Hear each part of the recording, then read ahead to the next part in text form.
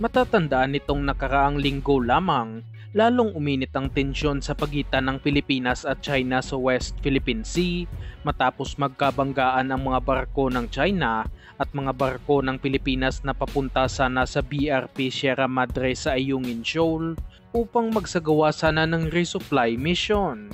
Matagal nang pinipigilan ng China ang pagpapadala ng supply sa BRP Sierra Madre dahil na rin naging tinik sa kanilang lalamunan ang naturang barko dahil hanggat nandoon ang BRP Sierra Madre sa Ayungin Shoal ay hindi nila magagawang artificial island ang naturang bahura.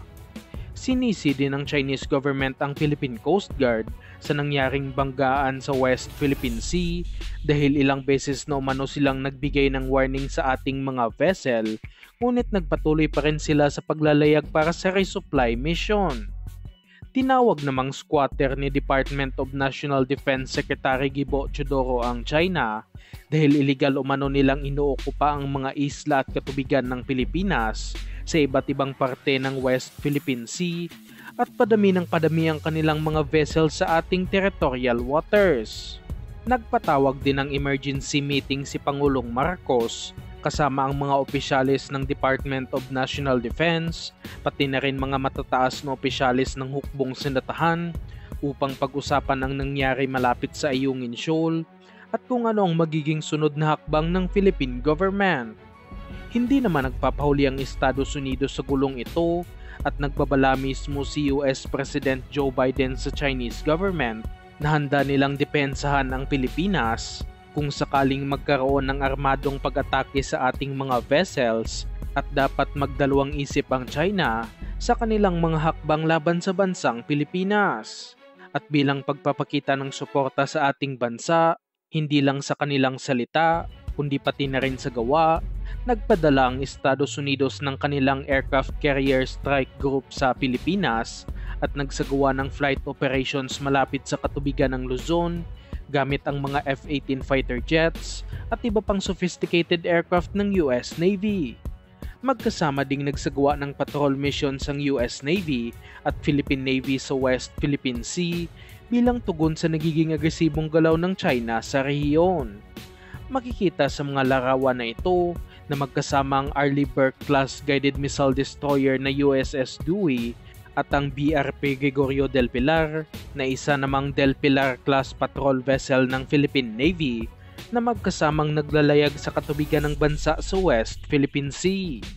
Napakalakas ng barko na ito na kasama ng Del Pilar-class frigate dahil isa ang USS Dewey sa pinakabagong variant ng Arleigh Burke-class destroyer na may kakayahang magdala ng aabot sa 76 na missiles at kitang-kita naman kung gaano ito kalaki kumpara sa ating kasalukuyang warship.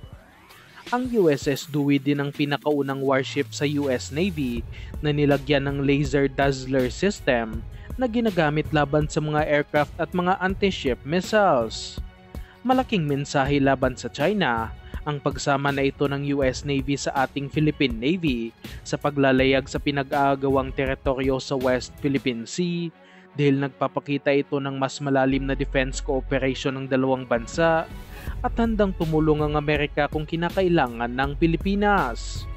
Ikinagalit naman ng Chinese government ang galaw na ito ng Estados Unidos at sinabing dapat itigil na ng US government ang pagsuporta nito sa Pilipinas patungkol sa West Philippine Sea at wala umano silang karapatan na makisali sa issue sa pagitan ng Pilipinas at China. Sinabihan din ng China ang Pilipinas na iligal umano ang presensya ng ating mga Coast Guard at Navy sa atin mismong territorial waters at ating bansa umano ang nagumpisa ng gulo sa Ayungin Shoal. Isinawalang bahala naman ng ating hukbong sindatahan ang mga statement na ito ng Chinese government at sinabing ide-deploy ng Philippine Navy ang kanilang mga anti-submarine helicopter sa West Philippine Sea bilang pangdagdag depensa sa nagiging agresibong galaw ng China. Ayon kay AFP Chief General Romeo Bronner Jr., kayang makadetect at tamaan ng mga helicopters na ito ang kahit anumang submarine na papasok sa territorial waters ng Pilipinas dahil armado ito ng anti-submarine torpedoes at pati na rin mga rockets para sa mga surface vessels.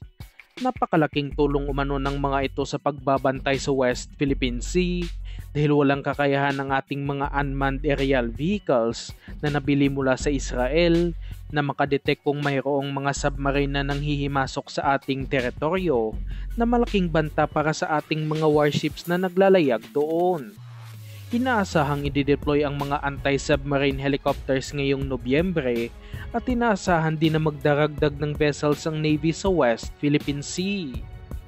Nanawagan din si AFP Chief Romeo Bronner Jr. sa Kongreso na tulungan sila sa kanilang modernization program upang magkaroon sila ng sapat na kakayahan upang tapatan ang mga nang-aaping mga banyaga sa atin mismong teritoryo at wala ng sapat na oras upang patagalin pa ang pagbigay ng pondo.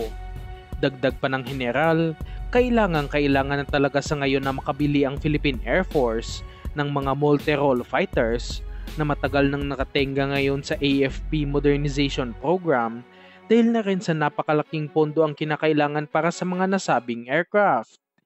Iniba din ng hukbong sandatahan ang plano nilang bilhing mga fighter jets dahil ayon mismo kay DND Secretary Gibo Chodoro Jr., napakaliit ng kantidad na planong bilhin ng Air Force na nasa 12 fighter jets lamang at kinakailangan ng bansa ng nasa 36 na multi-role fighters.